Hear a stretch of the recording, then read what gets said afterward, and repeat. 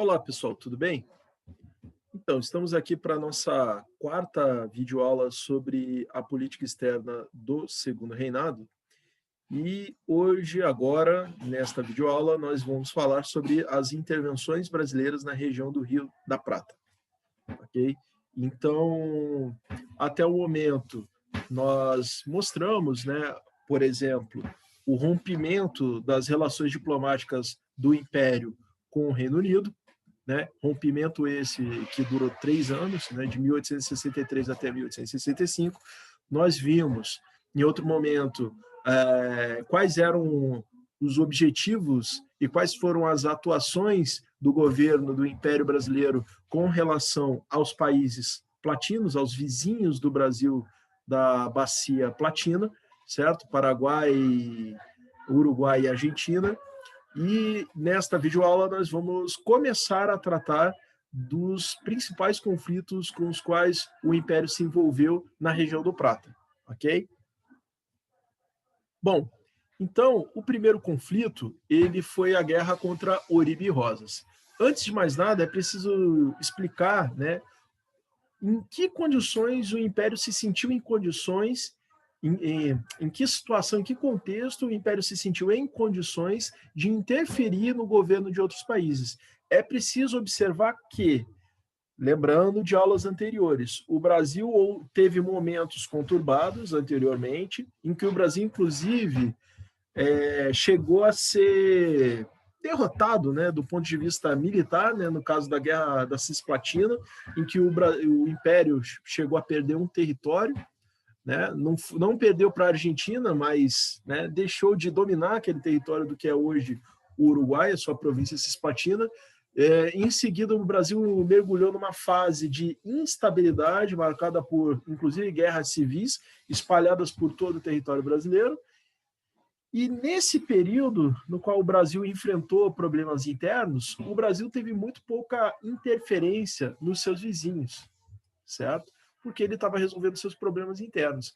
Agora, com o Segundo Reinado, com a pacificação interna, com o início de uma prosperidade, né, e de uma estabilidade política interna, ou seja, com um dever de casa feito, aí sim o Brasil partiu para atuar nas suas vizinhanças, certo? E aí eu disse para vocês, qual era o objetivo estratégico permanente do Brasil para a região do Rio da Prata, ou da Prata? Era garantir a livre navegação dos rios dessa região. Tá? Então, esse era o objetivo do Brasil, era manter a livre navegação. Por quê? Porque para chegar a Mato Grosso, era mais fácil usar esses rios, né? E, no caso específico, o Rio Paraguai, ele era um rio que fazia com que o Brasil tivesse que atravessar na verdade, os dois rios, né, o Paraná e o Paraguai. Para usar essas vias, o Brasil precisava atravessar 3 países diferentes, o Uruguai, a Argentina e o Paraguai. Tá? Então, o Brasil precisava negociar ou impor a livre navegação, né? A livre navegação internacional desses rios. Okay? Então, em razão disso, né, é que o Brasil atuava na região e, lembrando, que o Brasil procurava evitar qualquer tipo de governo que fosse hostil ao Brasil, porque um governo que fosse hostil ao Brasil iria atuar para interromper a livre navegação dos rios do Prata. Além disso, o Brasil também atuava para evitar o chamado sonho da grande Argentina, né? O sonho da reconstituição do vice-reinado do Prata, certo? Então, esse era um dos objetivos também estratégicos permanentes do Brasil nesse contexto. E aí nós chegamos, tá, na figura do Juan Manuel Rosas. Tá? Quem que era o Juan Manuel Rosas? Juan Manuel Rosas foi um presidente da Argentina, que chegou ao poder na Argentina por meio de uma guerra civil, certo? Ele era, interessante, curioso, dessas contradições que acontecem muito na história da América Latina. O Juan Manuel Rosas, ele era do Partido Federalista, né? Ele era ligado ao movimento federalista na Argentina, ele era do interior da Argentina, só que ele venceu a guerra e ele ocupou o poder na Argentina. Tá? vamos lembrar, né? Tinha na Argentina os federalistas e os unitaristas. Os federalistas queriam o quê? Autonomia para as províncias. Os unitaristas queriam o quê? Um governo centralizado, com suas decisões centralizadas em Buenos Aires. O Juan Manuel Rosas, uma vez ocupando o governo da Argentina, mesmo sendo federalista, ele vai atuar no sentido de centralizar as decisões em Buenos Aires, ou seja, em contradição com o que ele defendia enquanto ele estava fora do governo. Ok? E aí, assim, qual era o objetivo dele? Era colocar Buenos Aires como o único porto responsável por importação e exportação na região do chamado Vice-Reinado do Prata. E aí é uma coisa interessante. Com essa defesa dessa política, ao mesmo tempo que ele procurava exercer uma hegemonia de Buenos Aires sobre toda a Argentina, ele acabava criando uma dificuldade com o Uruguai, né? Por quê? Porque o Uruguai era um porto, né, de importação e exportação com o Uruguai, mas especialmente por causa da capital do Uruguai, Montevideo, porque Montevideo era um porto de exportação e importação do Uruguai, certo? Então, nesse sentido, as duas cidades, Montevideo e Buenos Aires, eram concorrentes, certo? Mas era o sonho de Buenos Aires que, assim como a Argentina ou as Províncias Unidas do Rio da Prata, também o Uruguai, a Bolívia e o Paraguai fizessem parte dessa federação, certo? Só que tinha essa dificuldade de atração do Uruguai, por quê? Porque tinha lá Montevideo, né? A Argentina tinha a sua Buenos Aires e o Uruguai tinha o seu Montevideo, ok? Então, era um objetivo do Juan Manuel Rosas restabelecer o vice-reinado do Rio do Prata, certo? E o Juan Manuel Rosas, ele encontrou um aliado em quem?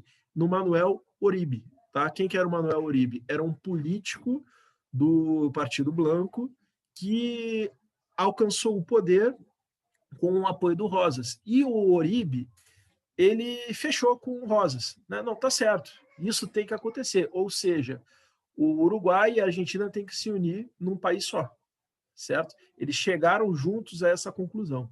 Ok? Claro que o Rosas era mais poderoso, era uma aliança entre esses dois, mas o Rosas era presidente de algo maior do que o Uruguai, que era as Províncias Unidas do Rio do Prata ou, né, a Argentina. Ok? E eles também concordavam juntos de que a maior ameaça para esse plano era o Brasil. Ok? Então aí nós vamos começar a nossa história. Bom, a origem desse conflito, como eu ia dizendo, está no projeto de Juan Manuel Rosas, presidente das Províncias Unidas do Rio da Prata, Argentina, de anexar o Uruguai. Assim como anexar o Uruguai, depois anexar o Paraguai e anexar a Bolívia. Okay? Por isso, Rosas contava com o apoio de Manuel Uribe, tá? Que era o presidente do Uruguai, que chegou ao poder no Uruguai graças ao apoio do Juan Manuel Rosas, numa luta entre blancos e colorados. Os blancos venceram os colorados, né? Lembrando que os blancos eram o partido dos pecuaristas uruguaios, dos estancieiros uruguaios, do interior do Uruguai, enquanto que o Partido Colorado, não coincidentemente, era o partido de quem mexia com importação e exportação lá em Montevideo, né? Esse partido era muito próximo de quem? Do Brasil, e era contra a união com a Argentina, ok? Uribe pertencia ao Partido Blanco, formado por pecuaristas, como eu disse agora há pouco, do interior do Uruguai, sendo apoiado por Manuel Rosas, e sofria oposição do Partido Colorado, formado por comerciantes de Montevideo e apoiado pelo Império do Brasil, e também, olha só esse detalhe, pelo caudilho argentino Justo José Urquiza. Esse Urquiza, esqueci de mencionar, ele era um estancieiro da província de Entre Rios, era um grande proprietário de terras lá, criador de cavalo, de boi, né, muito rico, e era um cara que, na Argentina, fazia oposição ao Rosas. Então, o Justo José Urquiza, ele vai se entender com o Império e também com o Partido Colorado no Uruguai, ok? O estopim do conflito se deu em razão de conflitos entre estancieiros gaúchos, que eram concorrentes dos estancieiros uruguaios, tá? Aliados aos colorados, e os estancieiros uruguaios, ligados ao Partido Blanco, tá? Concorrentes dos brasileiros, certo? Então era um esquema que atravessava as fronteiras dos países, ok? Esse esquema geral, essa luta entre brancos e colorados, unitaristas e federalistas, certo? Era um esquema geral de toda a região platina, tá? Talvez o único que esteja excluído disso aí seja o Paraguai, porque o Paraguai era um país, como eu disse antes, isolado das coisas, tá? Durante um bom tempo viveu em isolamento, ok? Então os estancieiros gaúchos organizaram uma tropa por conta própria, tá? Um negócio meio à la Guarda Nacional, eles vão organizar suas tropas. Os estancieiros tinham aqueles peões, né, que eles transformavam em soldados, davam um cavalo, uma lança para cada um, né, e vão para o pau. E aí os caras pegaram, organizaram uma tropa e sozinhos invadiram o Uruguai, né? Eu lembro que uma vez eu fui em Bagé, quando eu morava no Rio Grande do Sul, e lá tem a história de uma igreja que tem um portal muito grande, pesado, né? Um portal, uma porta, né, de igreja muito grande. E a história da igreja, ela vivia no contexto dessas guerras, né? Uma hora ela era roubada e era levada para o Uruguai, outra hora ela era roubada no Uruguai e trazida para o Brasil, né? Então era muito em função dessas guerras que aconteciam naquela região, ok? Então foi isso, né? A gauchada se reuniu lá e invadiu. E aí pediram o apoio do Império, né? Lembrando lá da Revolução Farroupilha, né? Os gaúchos vão falar, pô, não foi para apoiar a gente que vocês, né? Contra os inimigos castelhanos que vocês pediram para a gente fazer paz, então agora está aí, ó, eles estão... porque os uruguaios invadiam terra no Rio Grande do Sul, roubavam gado, invadiam terras de gaúchos lá no Uruguai, roubavam gado, saqueavam, faziam, né, o diabo, né?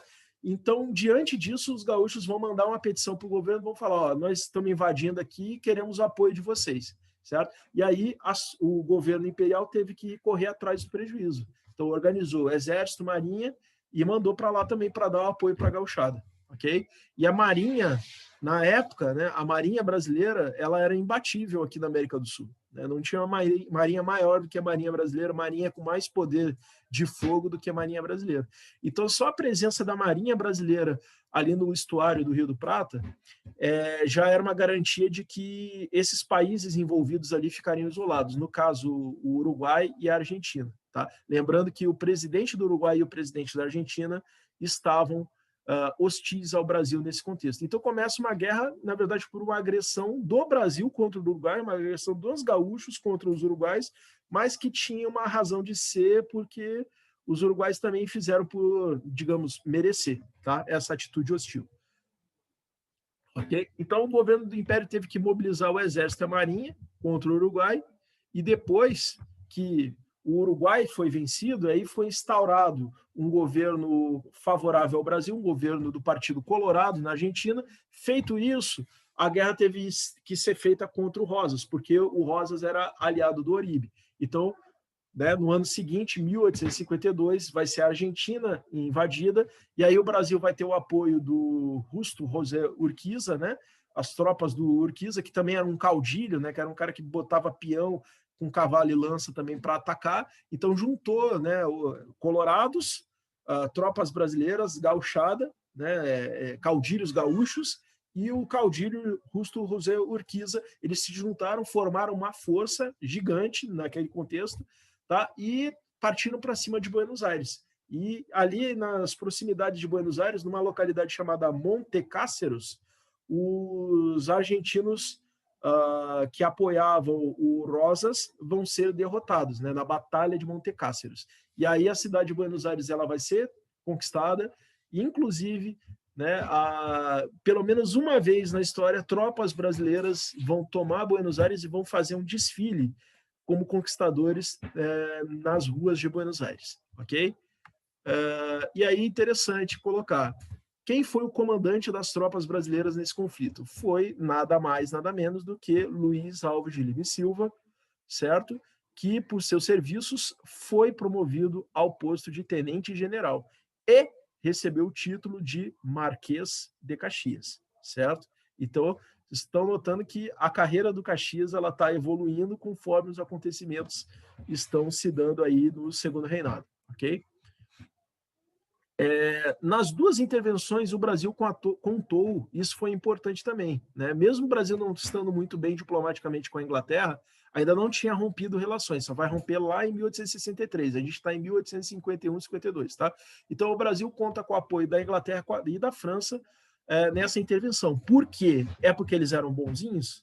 Não. É porque eles gostavam do Brasil? Não.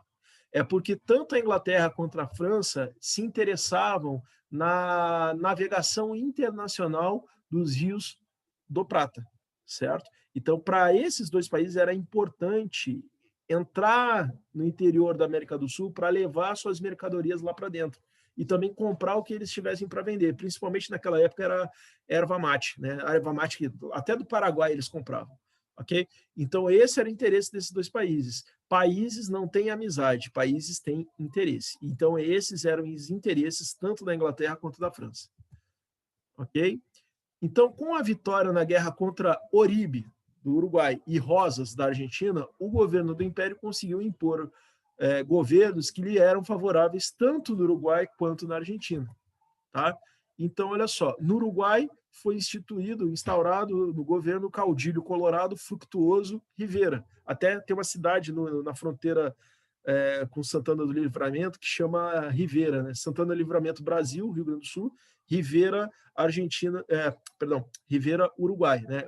O Frutuoso Rivera foi o cara que deu o nome para essa cidade de Rivera. E na Argentina assumiu o governo quem? Adivinha?